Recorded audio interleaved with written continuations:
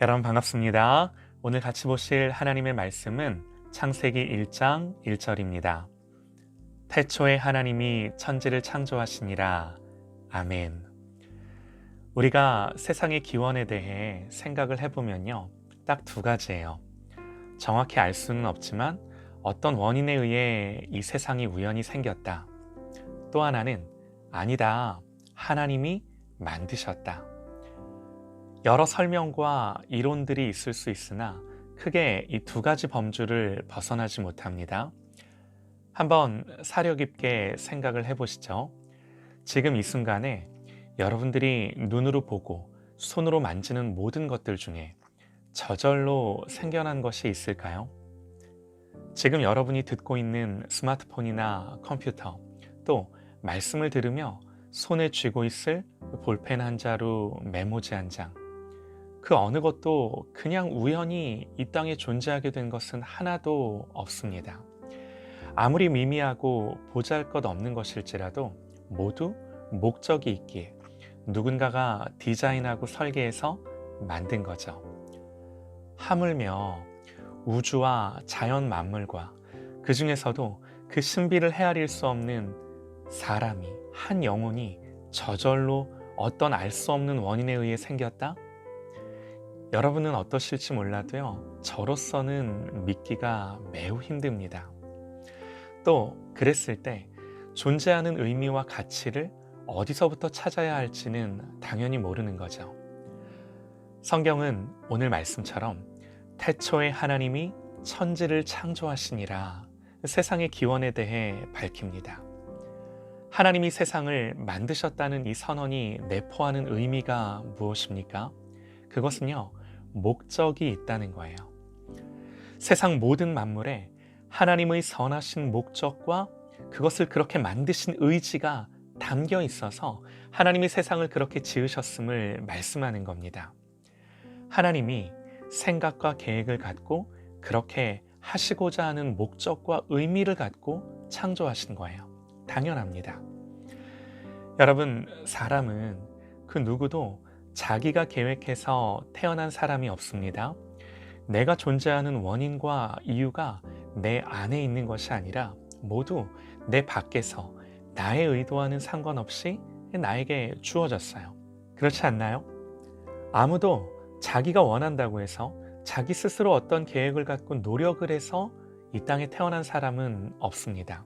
이 말인즉 나를 성찰하고 내 내면을 들여다본다고 나의 존재의 이유를 깨닫는 것이 아니라 오직 나에게 생명을 주시고 인생을 허락하신 하나님을 알 때 우리는 우리의 인생의 목적을 알게 되는 것입니다.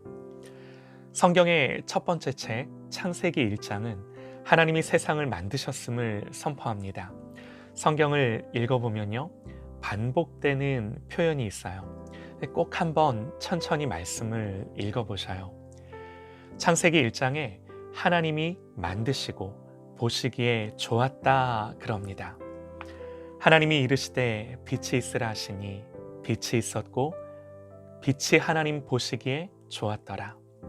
하나님이 묻을 땅이라 부르시고 모인 물을 바다라 부르시니 하나님 보시기에 좋았더라.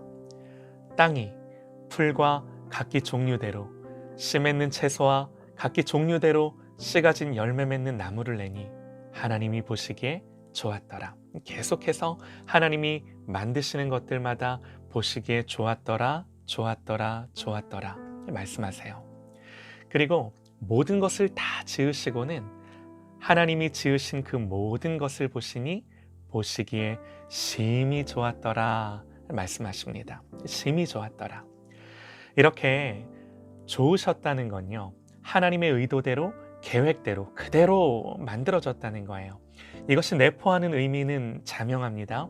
모든 피조물들 그 어느 것 하나 아무리 작고 미미할지라도 저절로 우연이 된 것이 아니라 하나님이 선하신 의도와 목적을 가지고 그 목적과 의미를 담아 아름답고 가치 있는 세상으로 만드셨다는 거예요.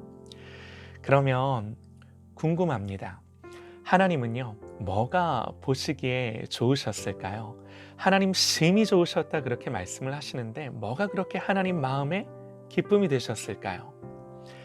창세기 1장을 보면요, 성경이 또 반복하는 표현이 있는데요. 하나님이 말씀하시니 그대로 되니라. 그대로 되니 하나님 보시기에 좋았더라. 하나님이 말씀하셨고 그 말씀대로 그대로 되니 말씀대로 된 것이 하나님 보시기에 좋았던 거예요. 하나님이 말씀하셨고 그 말씀대로 그대로 됐다라는 표현이 창세기 1장에 6번이 나와요. 그래서 다른 것이 아니라 말씀대로 그대로 된 것이 하나님 보시기에 좋은 겁니다. 사랑하는 여러분, 우리가 한 가지를 생각해 봤으면 좋겠습니다. 예수님이 왜 이 땅에 오셨는가? 분명히 하나님 보시기에 좋았던 세상인데 죄로 인해 하나님 보시기에 좋지 않은 세상이 됐어요. 창세기 1장에서 보시기에 좋았던 세상이 불과 5장 뒤에 창세기 6장에서요, 하나님이 홍수로 세상을 심판하실 때 하나님 이렇게 말씀을 하십니다. 여호와께서 사람의 죄악이 세상에 가득함과 그의 마음으로 생각하는 모든 계획이 항상 악할 뿐임을 보시고 땅 위에 사람 지으셨음을 한탄하사 마음에 근심하시고. 이 하나님의 한탄과 근심이 오늘 우리가 사는 세상의 모습이요, 나의 인생인 것입니다. 예수님 없이 살아가는 나의 삶인 것입니다. 말씀하시니 그대로 되니라가 아니라 말씀에서 떠나 우리가 말씀에서 벗어난 거예요. 이것이 하나님의 고통이요, 우리의 인생의 고통이라고 성경이 말하는 것입니다. 그러나 방금 여쭤봤었죠?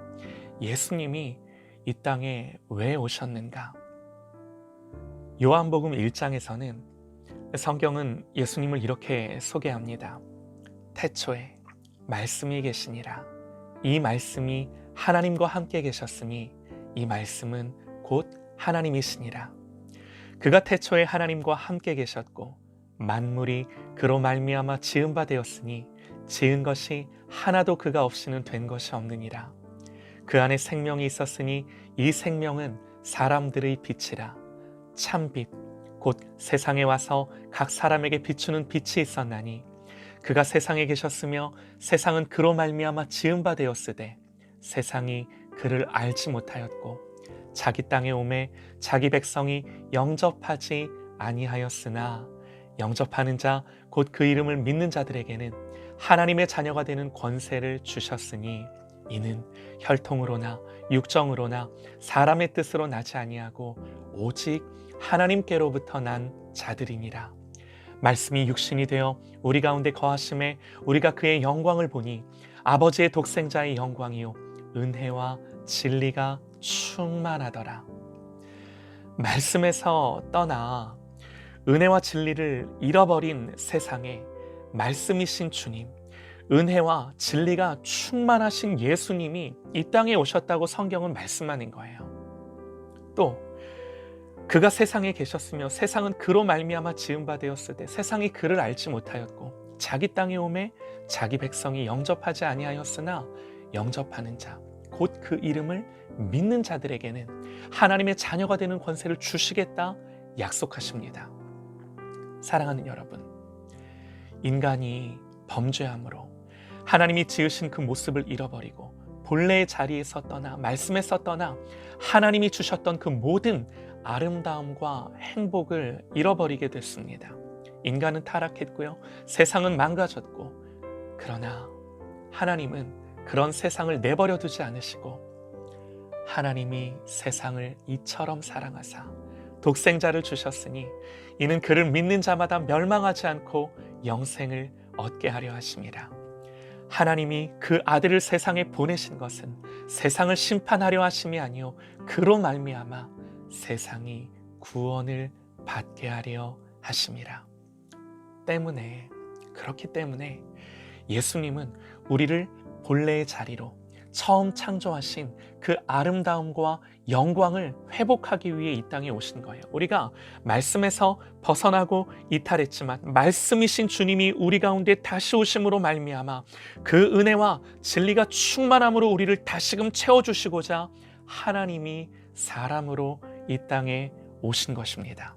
그러므로 예수님을 믿고 영접하고 주님이 나의 구원자이심을 고백하는 저와 여러분 되시기를 간절히 소망합니다. 말씀에서 떠나 있는 나의 인생이 아니라 말씀이신 은혜와 진리가 충만하신 예수님께로 돌아오십시오. 예수 그리스도가 저와 여러분의 주인 되시기를 기도합니다. 하나님이 오직 이 믿음 주시기를 간절히 기도합니다.